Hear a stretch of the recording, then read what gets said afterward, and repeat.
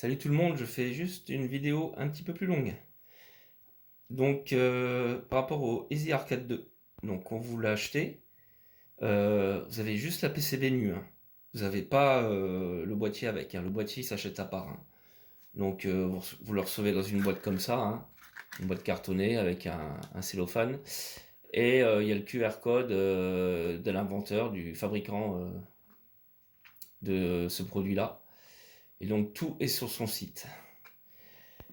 Et donc pour ce qui est par contre des entrées-sorties, donc on a la sortie JAMA 56 pins, hein, la classique.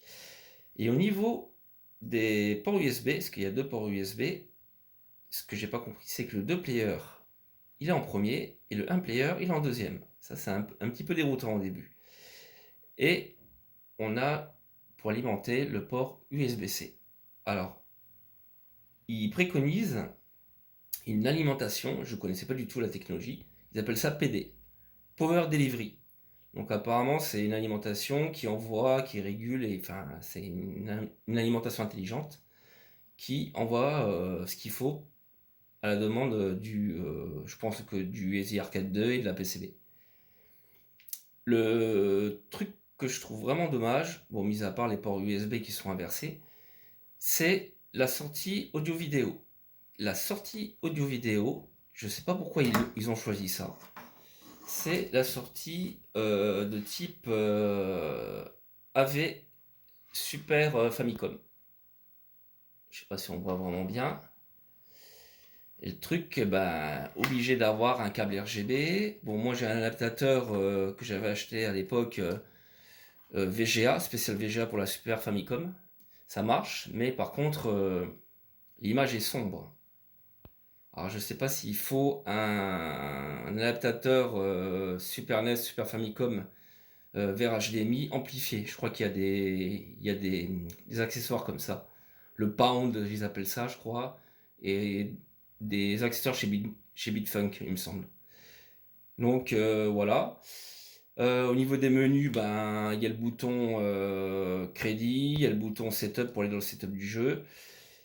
Et après, il y a des sous-menus avec le gros bouton de service. Donc c'est le bouton power. Il suffit juste d'appuyer légèrement, il se met en route. Et pour l'éteindre, il faut maintenir une pression. Il se met en off. Il y a aussi un connecteur auxiliaire. Ça, c'est pour mettre des add-ons. Donc il y aurait une PCB pour mettre le troisième et le quatrième player.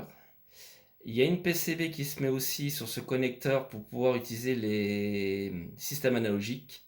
Donc sûrement les volants sur Sega Model 2 ou 3 ou des choses comme ça. Et on peut mettre aussi, alors là il faut le savoir, un connecteur pour avoir le kick harness de certains jeux. Je parle des boutons chez Capcom, pour avoir les boutons supplémentaires sur les CPS2, CPS1 et sur les systèmes Namco System 11 et les autres bien sûr. Donc tout ce qui est harness auxiliaire, ça passe par là. Donc voilà, et puis rien de plus, hein, j'aurais voulu vous faire naviguer les menus, mais je ne le connais pas encore. Donc ça sera peut-être pour une prochaine vidéo. Et par rapport à l'alimentation, donc l'alimentation PD, moi j'ai pris la marque Anker, apparemment c'est une bonne marque. Donc ça doit délivrer du 20 volts, je ne sais pas pourquoi. Donc du 20 volts et c'est du 65 ampères, 65 watts, putain. Je vais y arriver, c'est le soir. Et moi j'ai pris 100 watts. Donc voilà.